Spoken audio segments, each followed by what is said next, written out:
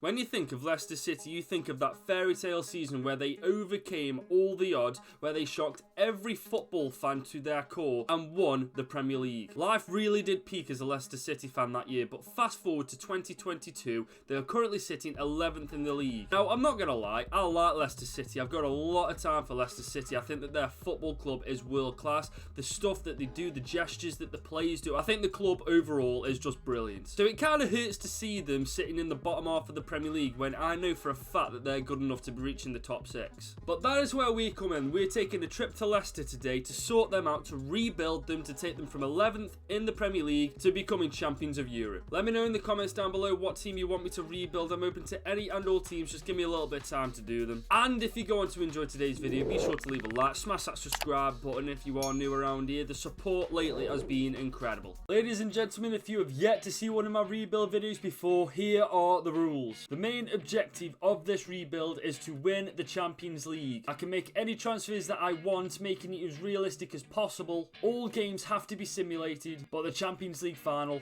has to be played. Now that you know how this works, strap yourselves in and enjoy the video.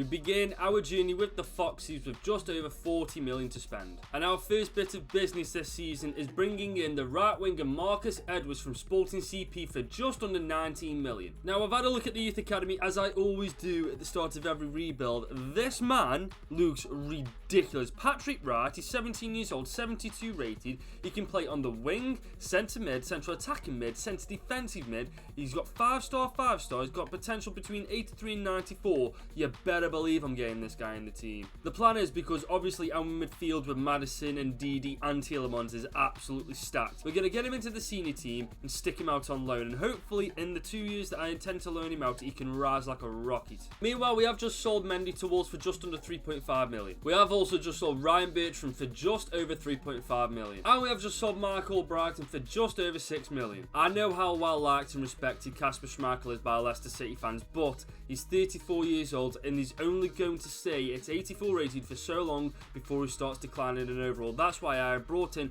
Andre Onana for 30 million to be his replacement. We have managed to loan out the youth academy superstar Patrick Wright on a 2-year loan move to Latium. And that is the end of that transfer window. This is the team that is going into the first half of the season. I'm not going to lie, it's a pretty stacked team as well. That midfield is definitely our strongest part of this team. The defence does need a little bit of work. I've got a bit of faith in Thomas. He's 20 years old, 74 rated. I reckon by the end of the season he'll be in the high 70s at least. Now, this signing I put a lot of faith into. Edwards, 22 years old. I bought him over from Sporting. I have heard good things about this guy, so I'm hoping he repays me faith in him. The one thing I aren't doing is selling Jamie Vardy. I feel like Leicester fans would literally hunt me down if I did. But overall, it's a decent squad to start with, and I do think we've got Europa League as well, so let's go to the group stage. So, taking a look at this group, we're in Group C, and I'm not going to lie, it's a bit of a bitch this group is. We're up against Napoli, Spartak Moscow, and Legia Warszawa. Now, honestly, looking at that group, these 3 teams that realistically have a good chance of going through, that's ourselves, Napoli, and Spartak Moscow. Who goes through, though? I have no idea. I'm just hoping that one of them teams that do go through is us. We did end up topping Group C, which is incredible stuff. We were followed closely by Napoli, only 4 points apart from each other, but what shocked me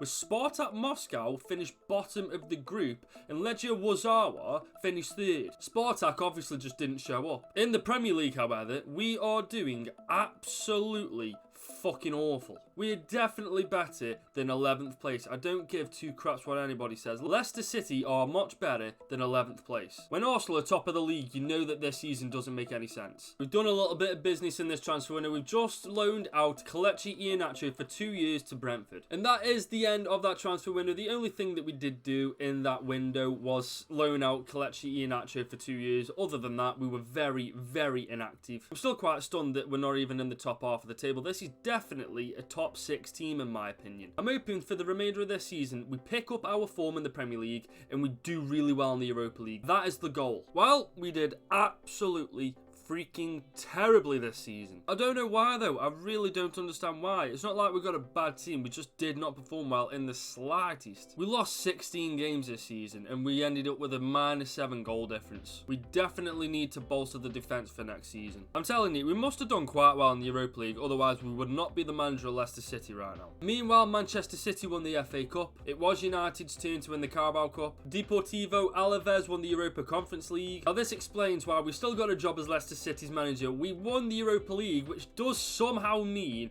after finishing 12th in the Premier League, we are in the Champions League in Season 2. We are definitely going to have to buy big next season. And it was Bayern Munich who were crowned champions of Europe. Even though Vardy went down 2 overall, he still bagged 26 goals and 2 assists. That's pretty damn good, isn't it? Tielemans had a very good season, going up 3 overall and bagging himself 13 goals and 11 assists from the central midfield position. Marcus Edwards, he did alright, I suppose. I think for Season 1, we can class it as a complete write-off. We somehow managed to get Champions League football after finishing 12th in the league. We were very lucky to win the Europa League, but next season we have to buy big, otherwise we're going to get battered. In Season 2, our budget has pretty much doubled. We've been given just over 80 million. Our first bit of business is bringing in a brand new right winger. Now, I wasn't really that impressed with Marcus Edwards last season. He only went to 80 rated. I was expecting a little bit more growth and definitely a better performance from him last season. So I have brought the Brazilian winger slash striker Gabriel Jesus for 45 million. And we have brought in a brand new left back by the name of Tyrell Malaysia for £37.7 million from Manchester City. I'll say it once, I'll say it 1,000 times over. I hate release clauses. Harvey Barnes' release clause was activated by Juve and now we need a new left winger. We have found the perfect replacement for Harvey Barnes. We have brought in Rafael Leo for £47 million as well as a swap deal with Jose Perez. And that just about wraps up that transfer window. This is how the team is looking going into the first half of this season and it's a massive improvement from this time last season in my opinion. We have dropped Vardy to the bench and put Daka up top as the leading man because Vardy, as much as I love the guy, I don't think he's going to cut the mustard this year. Daka is 23.82 rated. It'd be a stupid idea not to give him a try. Honestly, I think the worst part of the team are the 2 centre-backs and the left-back, but Soyuncu, he's 26, he'll still grow. Fofana, he's only 21, so he will definitely grow. And our new signing, Malaysia, he will 100% grow, so I'm not bothered about that in the slightest. I know for a fact that come the halfway point, this team will look a lot better than it is now. But we are in the Champions League this time, so let's go check out that group stage. Now, this is definitely going to be a bitch of a group. We're in Group C, joined by Sevilla, Olympic Lyon, and Lokomotiv Moscow. Now, again, it's between 3 teams for me.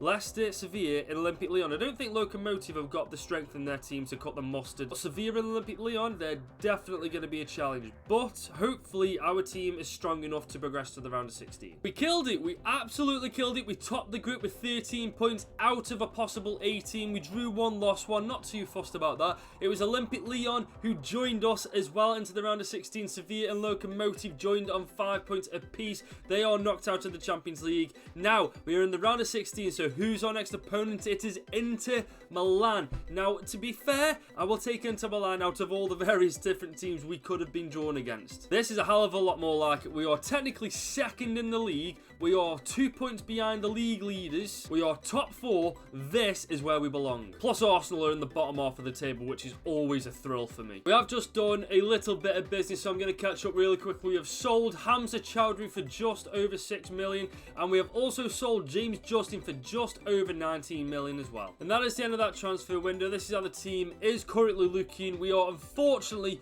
got Leo injured. I'm not too sure. I think it's for 2 months. So we will definitely miss the round of 16, and if we get past Inter Milan, definitely the quarterfinals, unfortunately. We do have Edwards, fortunately enough, to take his spot for the time being, but it's still not as good as Leo. I think the only thing that we do need to improve on going into Season 3, if we aren't successful in winning the Champions League this year, which is highly unlikely, definitely the defence. I'm really surprised that he hasn't gone up. I'm actually really disappointed in this guy. But it's too late to dwell on that now. Let's go to the round of 16. Inter Milan's team is a lot better than I thought it was going to be. They've got Diaby, they've got Rashford. The first leg, we are away from home though. We're at the San Siro. We're at Inter Milan's home pitch. Hopefully we can get it decently. Oh, okay, so we do actually beat them 2-1 in the home ground.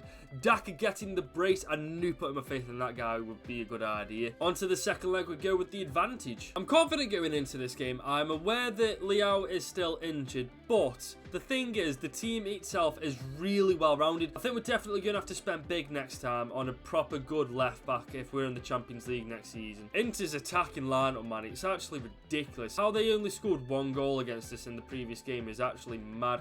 But nevertheless, we're at home this time. Let's hope to God we can book our place in the quarters. We do just that. We beat them 4-3 on aggregate. We progress to the next round. We're definitely up against the big boys in the quarters. We're up against Real Madrid themselves. We're at home in this first leg. We have Rafael Leao back on that left wing position. He is still a little bit injured, but we're going to push him through it. We're not going to beat around the bush. We're just going to go straight into this game, and hopefully we can contain them. Oh, it's 2-1. To be fair, 2-1 isn't the worst result in the world. We definitely come back from worse. I've still got high hopes for this season. We have definitely got the squad to pull this back in our favour and progress to the semis. It's just Madrid's team is ridiculous, let's be totally honest. It is definitely a tall task, but it's not impossible. We're at the Bernabeu this time. We're away from home. Let's see if the Foxes can pull one out. Oh, no, we do go out in the quarterfinals against Real Madrid. It finishes 4-1 on aggregate, 2-0 loss in the second leg. It is what it is. I mean, let's be honest, it's Real Madrid. It was to be expected. I suppose the only thing left for us to do this season is skip to the end of the season and see how we got on in the Premier League and elsewhere. So, in the Premier League, we have successfully gained Champions League football in Season 3. We finished in the top 4. We beat Spurs to it via goal difference. Suck on that. It was Liverpool this time who were crowned Premier League champions. Manchester United were extremely close behind their tails. Then it was Man City, and then it was ourselves. We were 13 points behind Man City, so really it was a 3-horse race in the end. Meanwhile, it was United who won the FA Cup. It was Man City who won the Carabao Cup. Olympiacos won the Europa Conference League. Bayer Leverkusen won the Europa League. And it was Liverpool who were crowned champions of Europe. Daka certainly didn't let me down this time. I gave him a chance and he bagged 21 goals and 1 assist and 44 apps. That's not too bad. Gabriel Jesus for his first season as our winger, 19 goals, 8 assists. That is pretty decent going as well. Tielemans, 13 goals, 14 assists. He reminds me a little bit of Solier, this guy does, with how he's gained double figures every season so far. I can't knock any of the players really. A top 4 finish. We got to the quarterfinals of the Champions League, getting knocked out by Real Madrid, so it wasn't that bad at all this season, wasn't. Season 3 though, we need to make big signings in the right places, and I reckon we got a good shot at winning it. This year we've been given a shit ton of money to work with. We've been given just over 165 million. Let me tell you, we ain't messing around this season either. We have brought in Theo Hernandez for £80 million from AC Milan. And we have brought in another brand new right back by the name of John Stones for £70 million from Manchester City. Meanwhile, we have just sold Vestergaard for £10 million on the dot. We have just made another sale in Gabriel Jesus this time, selling him for just over 100 million to Chelsea. I'll say this, Chelsea don't know how to do business to save their life, so they've just bought Gabriel Jesus off us, 26 years old, 86 rated, just over 100 million, right? We have brought Christian Pulisic, 86 rated, 24 years old, for just under 75 million. Chelsea need to learn how to do business, man. We've just robbed them blind. And that brings to an end that transfer window. This is how the team is looking. I've got to say, there's a lot of improvement that's happened this season already. Our new signings, Pulisic, Hernandez and Stones, have slotted right nicely into this starting 11. We've definitely got a decent shot at getting quite far in the Champions League this year. I'm expecting at least the semi-finals this time. These groups just get tougher and tougher, don't they? We're up against Barcelona, Olympic Lyon and Celtic. Now, okay, so you'd think that Barcelona would top this group quite comfortably. It's going to be between ourselves and Olympic Lyon, who go through to the round of 16. I'm telling you, Barcelona have got this one in the bag. That was far too close for my liking. Barcelona, as I predicted, did storm that group quite easily. We just got second place by 1 point. Olympic Lyon were right on our arses, but fortunately enough, we did manage to make it through to the round of 16. Now, let's see who our next opponent is.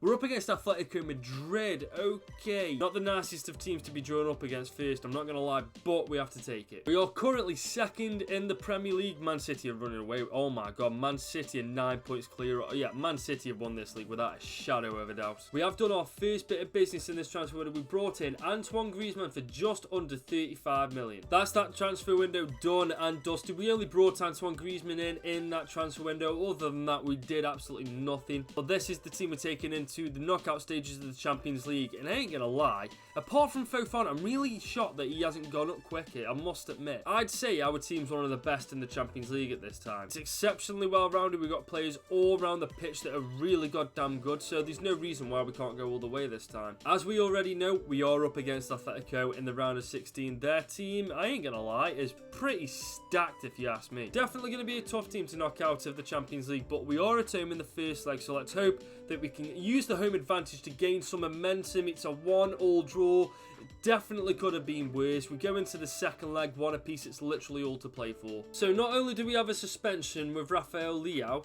we also have James Maddison injured, and I've just looked at the email. It's for 4 months. So we are without Maddison for pretty much the rest of this season. Don't you just love it when that happens? Apart from that little hiccup, we're away from home. We're 1-1 on aggregate, so let's hope to God that the boys can just take care of business. Oh my God, they've done it as well. We win 2-0. We have knocked out Atletico Madrid. We progress to the quarterfinals. So we are up against PSG in the quarterfinals this time. So we've gone from facing one Spanish giant in the quarters to pretty much the biggest team in France. But I'm not going to lie, I do fancy my chances against these guys. Our midfield rivals their midfield. Our attack isn't as good as theirs, but I'd argue that our defence is definitely better than their defence. So I reckon at home as well, we've got a good chance against PSG. Hopefully we can oh, okay, that's 1-1. I'm telling you now, away from home, it is literally all to play for. I don't like the idea of getting knocked out in the same spot 2 seasons running. I don't think I could hack it. I think my pride and ego would take such a hit if we got knocked out again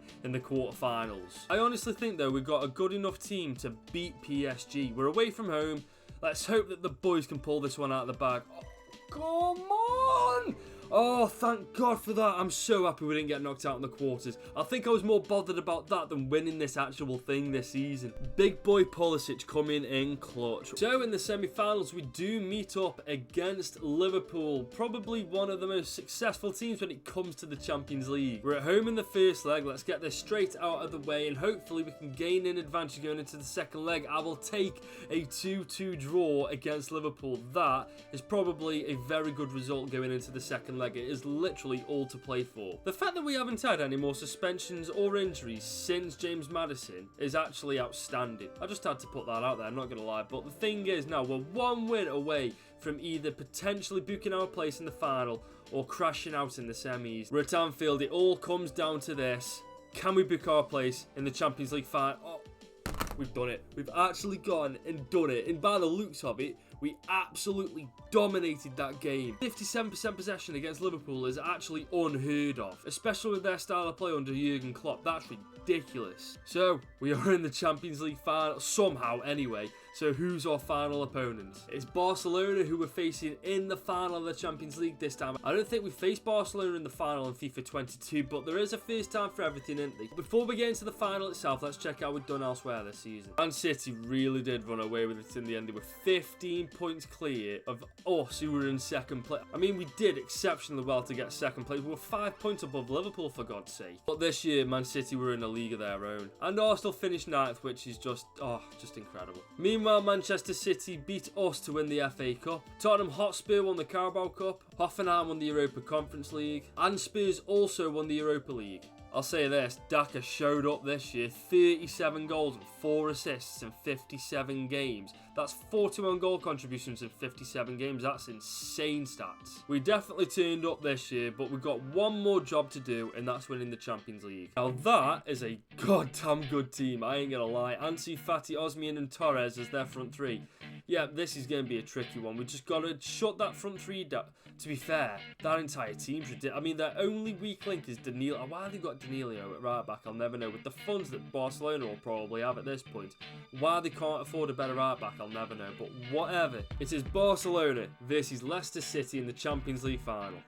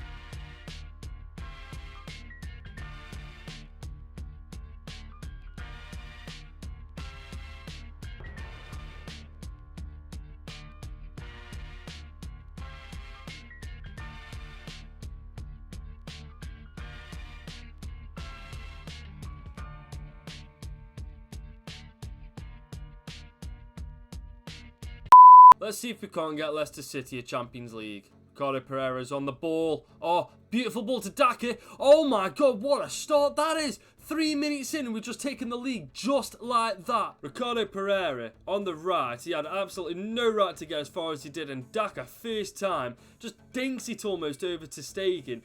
Beautiful little goal that was. Into the far left corner of the goal. And that is 1-0 inside the first 3 minutes. Daka. Back to Leo. Leo's on the ball here. Leo can take this all the way. Leo's going to take it all the way. No, he isn't. He's going to... Oh! Are you joking? Daka's making that run. Pulisic has found Daka. Daka, can he do... Oh, the touch man let him down. Oh, what a bloody block. Oh my god, we're in. We're in here. We're in. Leo, it's Leo. And that is 2-0 courtesy of a Barcelona shithousery in the 31st minute. Barcelona messed up massively then.